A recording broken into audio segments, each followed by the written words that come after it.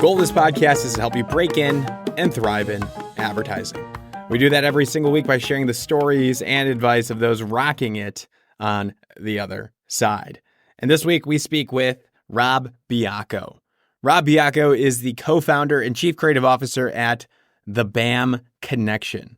And Rob's career is a masterclass in creativity and agency leadership, having spent 20 years at Gray, New York before co-founding BAM and making waves in Brooklyn's Dumbo neighborhood. Rob takes us on a journey from his days at Gray, navigating the transition from an iconic independent agency to a WPP giant, to launching the BAM Connection with his partner, Maureen Maldari. So you're going to learn how he built his agency brand from the ground up, his philosophy of simplicity liberates creativity, and how challenger brands can find their edge in a crowded market. Whether you're just breaking in or thinking about starting your own shop, or maybe you're curious about thriving in this creative world, this conversation is packed with lessons you won't want to miss. So I'm here to help you connect with Rob or any of our past guests. All we ask is that you leave a nice 5-star review on Apple Podcasts and a 1-sentence review there as well. Then reach out to me directly on LinkedIn, and I'll do my best to help you. Now, on with the show. This is the Breaking and Entering Advertising Podcast, and as usual, I'm your accomplice, Gino Schellenberger. Kick it, Mikey.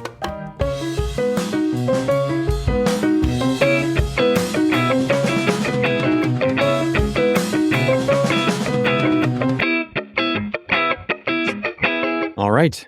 Rob Baiocco, welcome to the Breaking and Entering Advertising Podcast. How are you doing today, sir? I am doing very well, and I'm very happy to be here. Excited to have you on. Very excited to have you on. Rob, if the LinkedIn is correct, your title is co-founder, chief creative officer at the BAM Connection. Is that correct? Did you get promoted, demoted, new job anytime recently? No, I'd have to promote or demote myself. So, do you ever feel like you should do that? Promote or demote yourself? That's a good question. Probably more demote than promote, unfortunately. Yeah. I'm right there with you. So I think this will be good. We'll talk about the BAM Connection. You founded it. So I definitely want to learn about it as an agency and then get into your advice, maybe for the aspiring advertisers out there in the world, maybe people that just entered or other founders. We can keep that up to you. How's that sound? Sounds fantastic.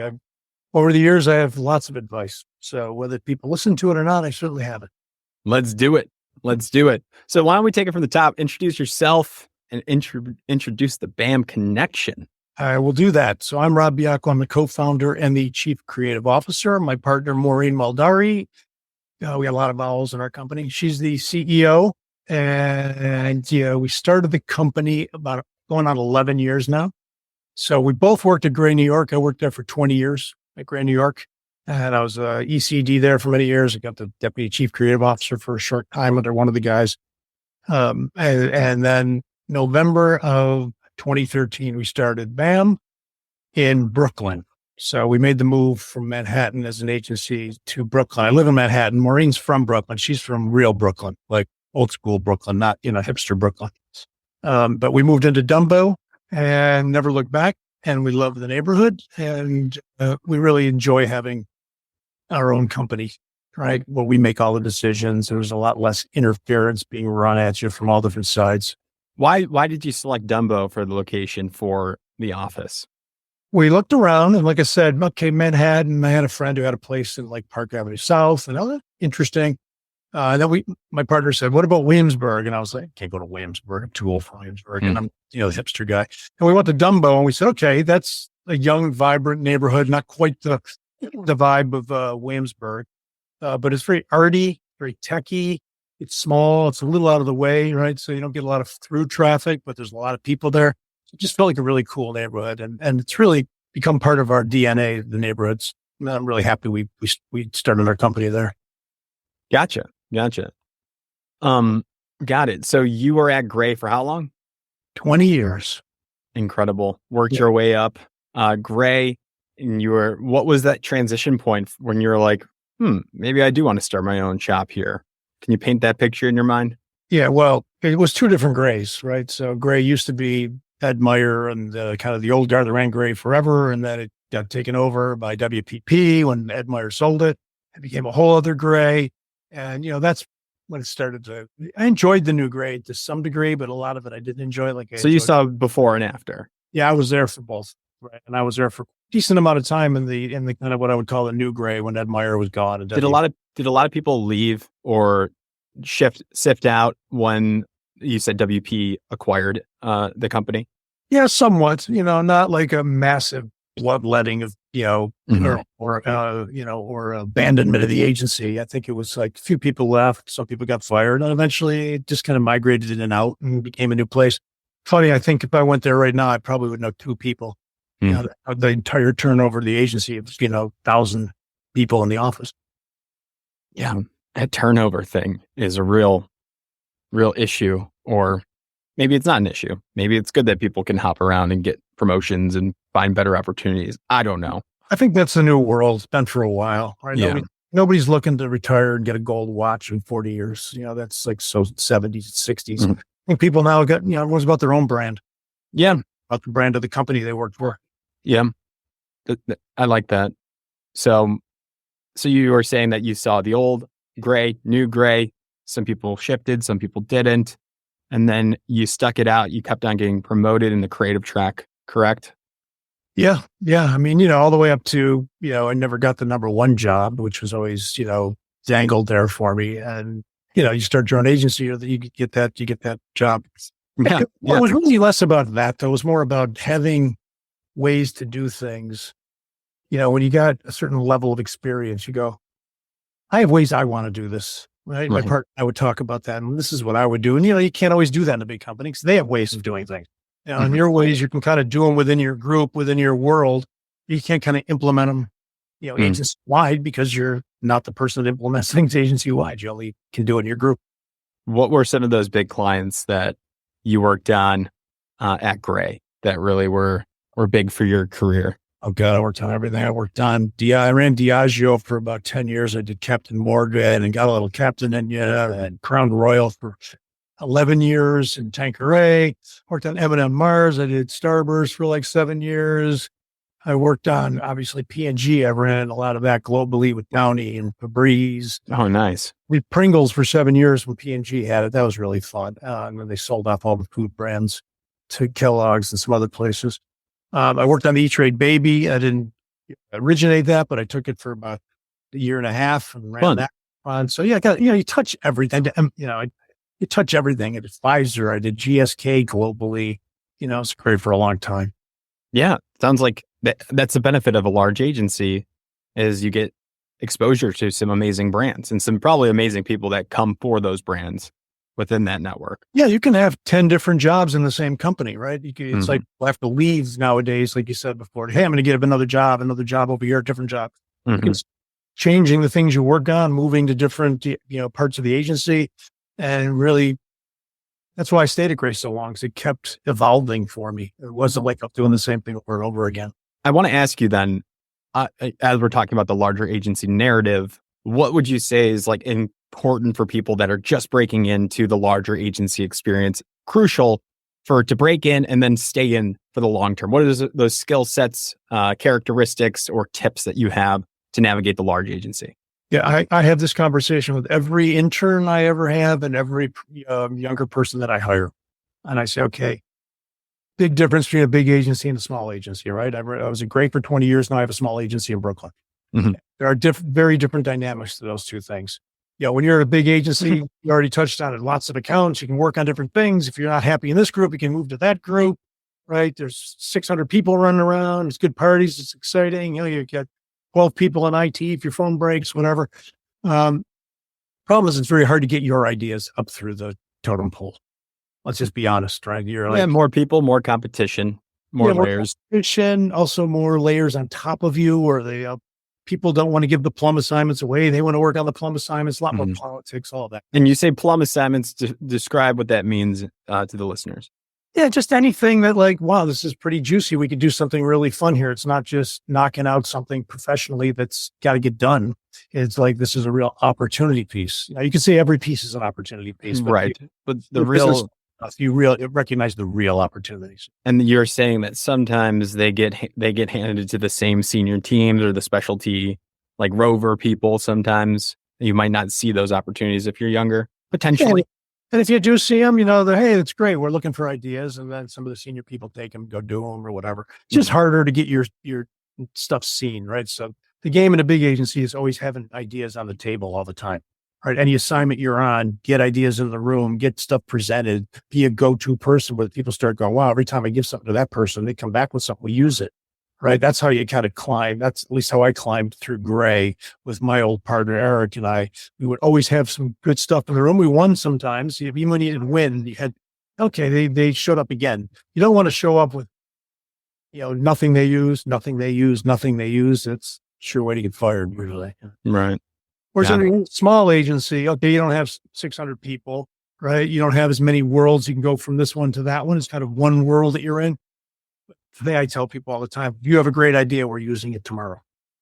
I like that. There's no anything. That's the benefit of a small agency. And it's a little more nurturing and less, cutthroat and chopping through the layers of things. So you got to know yourself. Where would I thrive better? Gotcha. So tell us then, so you're pretty high up. You're like one away from being the number one creative at Gray, whatever.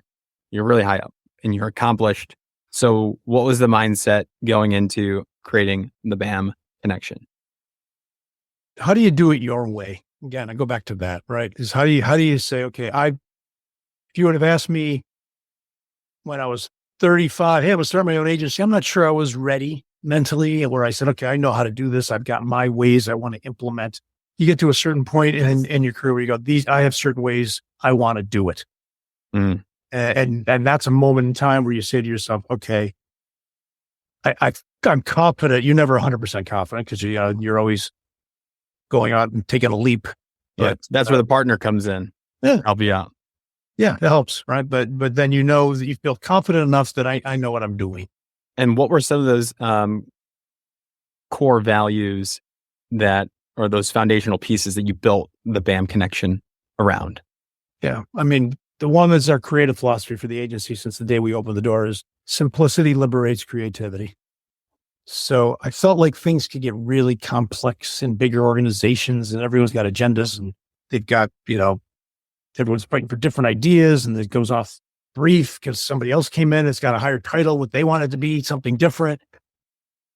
I'm always striving for a beautifully simple idea that can be executed, in a fantastic fashion. And that doesn't mean simple ideas. Brands come all the time with 11 things they want to say. And you can't say 11 things. Nobody remembers 11 things. It's not throw 10 of them out and focus on one of them. That's not good. It's how do you aggregate all 11 of them into a single point of view that somebody can grasp in the world. And then all the sub points of it play out. They play out in social. They play out wherever they need to play out. But there's one thing it all adds up to. That's hard. That's the job I think that's the hardest in advertising. Totally. As I'm thinking about like how all the messages that I want to get out about breaking and entering, and if I were to write a brief, I'm sure a marketing brief, there would be a million things that I would want to say. And then the agency, you guys would be able to say, okay, here's the unifying idea. Here's what the big idea is to build around. And that's important. And then we'll say these two over here when we need to. We'll say those four when we need to. This is what we're going to say all the time. It's the driving force of your company. Yeah. So keeping it simple. And I think, and sometimes that means I feel like parameters are also really good for creativity. Like the worst thing is like this big lofty brief, I feel like, with no mandatories. So when you can put a box around something, it actually liberates too. Yeah, I have a phrase for that. I call lines on the tennis court. Yep. I think Robert Frost said, free verse poetry is like playing tennis without a net. I think doing advertising without a strategy is like playing tennis with no lines, right? That's what the strategy is. You put the lines down on the court. Now, when somebody shows up with an idea, that's a shot. Is this shot in or out? Is it the right thing?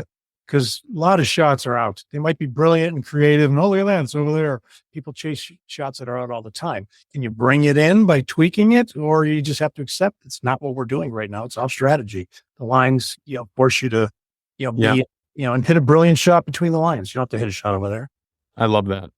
That's, can I use that? Is that legal? You can use whatever you want. Yeah. Why I'm here. Why did you call it the BAM connection? So first of all, it's an acronym for my partner and I, Baiocco and Maldari. There we go. BAM. But really, that's kind of our attitude. Like when you said before, what else about the company? We're, our other driving thing that's on our website is success without the BS. Right? We're kind of like, bam, here it is, right? We don't mess around. We don't try to sugarcoat shit. We don't try to, smoke and mirror stuff. We're just honest. We kind of tell you what it is. And we say, this is a great idea. We love this idea. We wouldn't do that. We don't think about it just makes it very kind of direct. I see here that you said help challenger brands find their edge on your website. Can you talk a little bit about that? Is that kind of like your bread and butter there? I don't want to like position you guys, but do you have a specialty in challenger brands? Are you building that position up, or has it just been natural? It's been natural when you're a smaller agency, right? It's uniquely for us, even though we're a smaller agency, and you end up getting a lot of smaller, challenger brands. So it's kind of a natural thing because coming to you are, the number ones with $25 million budgets, right? They're coming to you with these kind of smaller challenger budgets. So, and we're a challenger brand against the other big agencies. But what's unique to us is because of our pedigree and our years of gray, we do work on ConAgra, Bausch and Lomb, Procter and Gamble. We're a Procter and Gamble flow agency. So we're working with big companies, even though we're a small agency because of our background.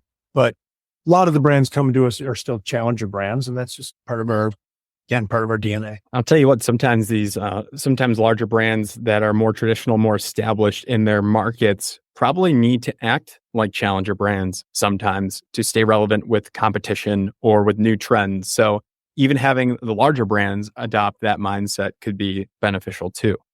Yeah, I've presented that point of view a few times in my life to brands. Like First Response is one of our BAM brands for several years, and they were number one. I said, you got to act like the challenger brand. You have to, because even though they were number one, Clear Blue was Procter and Gamble. They were being outspent 7-1. They were being outslotted in the stores like 5-1. Everything was against us.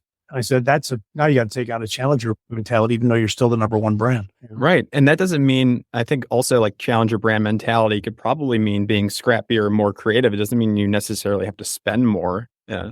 So usually means spending less, right? Spending smarter. Usually when you're scrappy is a word. We use that word a lot. It's funny. We had a pitch a few months ago. We came in second on the pitch, and they I don't know how it came up, but how would you describe BAM? They came to our office and everything, and they said, they're the scrappy Brooklyn agency. And I was like, where did I get scrappy from? I know our attitude's that, but then I realized, we're in Dumbo, and you're going through industrial things and coming into our building, which is very industrial. And like a BAM, BAM to me is like kind of like a pun. I don't know. Yeah, exactly. I kind of see that. And no bullshit. Yeah. Well, that's good because, a lot of that, when you say, where did BAM come from? I've done martial arts my whole life. So BAM, that you're talking about is what I do. What type of martial art? Taekwondo and Krav Maga. All right. Don't mess with Rob. Good to know. Good to know. Amazing. So, and then how has it worked? I mean, has it been working these past couple of years? You said how many years again? Well, going on 11. 11, and things are running smooth there. So you mentioned some big clients. Overall, how's it been? How's the team look? How's the internal culture? What can we expect? What's the vibe check here? I think it's been going great. There's highs and lows like any company. It's how it works. But overall, it's been spectacular having my own company and working with Maureen as my partner. I think we've done, some work we're very, very proud of. We had a lot of good times over it. Our culture, we call it joyful success. That's kind of the phrase we put together for our culture. And the logic behind that was we said to ourselves, okay, talk about culture a lot. Companies talk about it. Maybe we should try to codify it. I'm a copywriter by craft, so I want to use words all the time. And we said, success is what we're trying to do for all of our clients. What are we trying to do for our own people? And it's like the same thing, success, or that's defined, right? They're making more money, getting promotions, they're putting great work into the world. They're helping, change the world, all the things they can do that bring success, however they define it. And then we want them to do that joyfully, right? So that's, again, working with great people and having a good time. And, I've been in many other situations where you've had miserable success. Oh yeah. And that's no fun. I've had joyful failure where we're all happy, but we're not doing very well. This is the best combination you can strive for. Yeah. My brain's like plotting out an axis and like those different outcomes, joyful success being top right. Yeah. Miserable failure is the one you run from. Yeah. You don't want that one, but you learn from all of them, I'm sure. Yeah. Okay. So you said you were a copywriter by trade, getting out and starting out in this industry. How'd you break in, and what advice can we learn from that? Okay. This is a good old school story for you. So I was in Buffalo. I had just come back. I graduated from college. I moved to Spain for a little while to try to get my Spanish better because I was half English and Spanish major. When I got back, I went to the agency and I said, I want a job. And they said, okay, take a copy test. That's what they used to do in the old days before computers and all of that. They would say, here's the brief, go back and come up with some ideas. And they'd give it out to 4, 6, 7, however many candidates they had. And you didn't have a computer. So you had to rip things out of magazines and write headlines on them and go do your test. And I got the first job. That's what. Oh, nice. Copy test. Yeah. They should bring that back. That would be a good thing to bring back. So then I worked in Buffalo for like 6, 7 years. I rose up to be like a supervisor or whatever. It was great. And I always wanted to go to New York. So I just packed it up without a job and moved to New York. And I did some, interviewing prior to that. And 11 days after I got to New York, I was working at Gray. That's the way to do it. Kind of force yourself to be in that environment, and you have no choice but to succeed. Right. 31 years ago.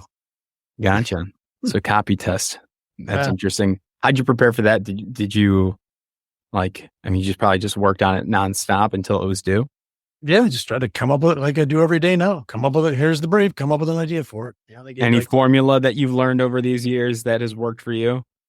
There's no formula. I think I'm writing a thing right now about branding, brain for branding, I'm calling it. And if there was a magic formula, everyone would have good advertising, right? So we know that's not true. But there are principles. There's a lot of principles you can follow. Everything I always call 75% technique, 25% unique, right? There are principles, like if you watch a baseball player swing a bat, there are basics that everybody's doing, right? 75% of it is the same thing they're doing with their hands and their stride and all that. And then 25% of it is each batter has his own unique thing he brings to it. I think that's a lot of how it works in creative too. There's still principles that you hold to. You don't just wing it every day, come in and start all over every day. I never found that to be a good process. Got it. Anything else for the listeners out there? This has been really helpful. Learned a lot about you, your agency, but anything else you want to get out there to the people listening? Maybe some advice, how they can connect with you, any internship opportunities perhaps that you guys are offering or about?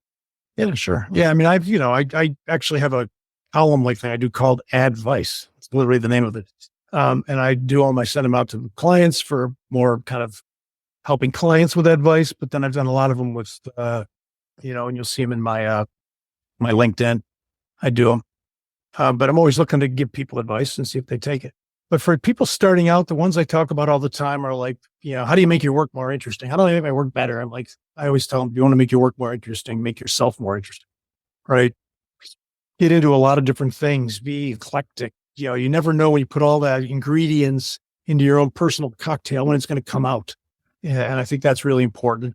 I always tell them that, if real estate is about location, and advertising is about ideas. You can never have enough ideas. 98% of the ideas you come up with are never going to see the light of day. It's just the way it is. You're going to kill them. Your partner's going to kill them. The boss is going to kill them. Focus groups are going to kill them. Clients are going to kill them.